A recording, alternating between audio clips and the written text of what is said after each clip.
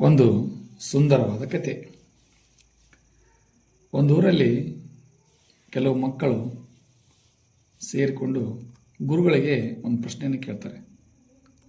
ಗುರುಗಳೇ, ನಮಗೆ ಬಂದಿರತಕ್ಕಂಥ ಪ್ರಾಬ್ಲಮನ್ನು ಹೇಗೆ ಸಾಲ್ವ್ ಮಾಡಬೇಕು, ಅಥವಾ ಅದರಿಂದ ಹೊರಬರೋದು ಹೇಗೆ, ಅದನ್ನು ಹೇಗೆ ಎದುರಿಸೋದು ಅಂತ. ಆಗ ಗುರುಗಳು ಹೇಳ್ತಾರೆ, ಹೌದಾ, ಸರಿ ಹೇಳ್ತೀನಿ ಬನ್ನಿ ಅಂಥೇಳಿ ಎಲ್ಲರಿಗೂ ಕೈಯಲ್ಲೂ ಒಂದೊಂದು ಪೇಪರ್ ಶೀಟನ್ನು ಕೊಟ್ಟು ಕೂಡಿಸ್ತಾರೆ. ನೋಡಿ, ನಾನೀಗೊಂದು ಪ್ರಶ್ನೆ ಕೇಳ್ತೀನಿ ನಿಮಗೆ. ಆ ಪೇಪರ್ನಲ್ಲಿ ಏನಿದೆ? ಎಲ್ಲ ಮಕ್ಕಳ ಕೈಯಲ್ಲಿ ಒಂದೊಂದು ಪೇಪರ್ ಇತ್ತು. ಚೆನ್ನಾಗಿ ನೋಡಿದರು, ಅದನ್ನು ಹಿಂದೆ ಮುಂದೆ ಪೇಪರನ್ನು ಸುತ್ತ ಹಾಕಿ ನೋಡಿದರು. ಪೇಪರಲ್ಲಿ ಏನೂ ಇಲ್ಲ. ಅರೆ ಗುರುಗಳೇ, ಪೇಪರ್ನಲ್ಲಿ ಏನೂ ಇಲ್ಲ. ಹೌದಾ, ಸರಿಯಾಗಿ ನೋಡಿ ಹೇಳಿ ಅಂದರು. ಆಗ ವಿದ್ಯಾರ್ಥಿಗಳೆಲ್ಲ ಸೇರಿ ಪೇಪರ್ ಮಧ್ಯಭಾಗದಲ್ಲಿ ಒಂದು ಕಪ್ಪು ಸರ್ಕಲ್ ಇದೆ ಗುರುಗಳೇ, ಏನೂ ಬರೆದಿಲ್ಲ ಪೇಪರ್ನಲ್ಲಿ, ಖಾಲಿನೇ ಇದೆ ಪೇಪರಲ್ಲಿ, ಏನೂ ಇಲ್ಲ ಅಂತ. ಹೌದಾ, ಸರಿ ಇನ್ನೊಂದು ಸರಿ ನೋಡಿ ಹೇಳಿ ಅಂದರು.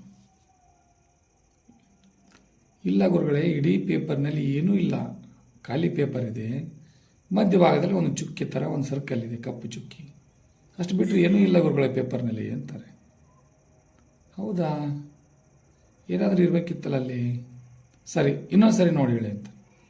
ಅಯ್ಯಪ್ಪ ಗುರುಗಳು, ಹೆಂಗೆ ಹೇಳೋದು ನಾವು? ಖಾಲಿ ಪೇಪರ್ ಇದೆ, ಏನು ಹೇಳ್ಬೇಕು ಗುರುಗಳಿಗೆ ನಾವು?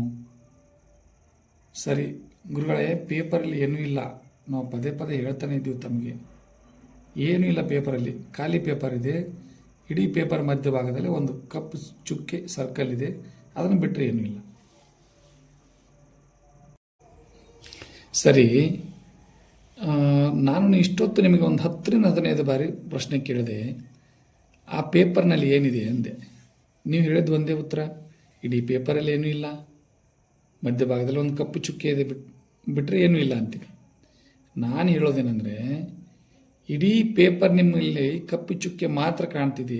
ಆ ಕಪ್ಪು ಚುಕ್ಕೆಯಿಂದ ಪಕ್ಕದಲ್ಲಿರ್ತಕ್ಕಂಥ ಅಷ್ಟೊಂದು ಬೆಳ್ಳನೆಯ ಒಂದು ಪೇಪರ್ ಕಾಣ್ತಾನೆ ಇಲ್ಲಲ್ಲ ನಿಮಗೆ. ಭಗವಂತ ಇಷ್ಟೊಂದು ಅದ್ಭುತ ಜೀವನ ಕೊಟ್ಟಿದ್ದಾನೆ ನಮಗೆಲ್ಲ.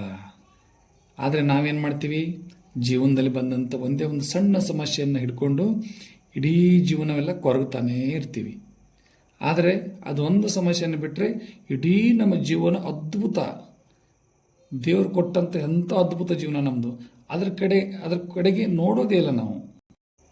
ಆ ಕಪ್ಪು ಚುಕ್ಕಿಯನ್ನು ಬಿಟ್ಟರೆ ಇಡೀ ಜೀವನ ಅದ್ಭುತವಾಗಿದೆ ನಮ್ಮದು, ಅದ್ಭುತ ಸುಂದರವಾದ ನಮ್ಮದು ಜೀವನ ನಮ್ಮದು. ಅದರ ಕಡೆಗೆ ನೋಡೋದೇ ಇಲ್ಲ ನಾವೆಲ್ಲ. ಪ್ರಾಬ್ಲಮ್ ಅನ್ನೋದು ಜೀವನದ ಒಂದು ಸಣ್ಣ ಭಾಗ ಅಷ್ಟೇ. ಸಮಸ್ಯೆ ಎಂಬುದು ಇಲ್ಲಿಯೇ ಬಂದಿದೆ, ಇಲ್ಲಿಯೇ ಹೋಗುತ್ತದೆ. ಟೆನ್ಷನ್ ತಗೊಳ್ಳೋದು ಅವಶ್ಯಕತೆ ಇಲ್ಲ. ಕತೆ ಅರ್ಥ ಆಯಿತು ಅನ್ಕೊತೀನಿ. ಮತ್ತೊಂದು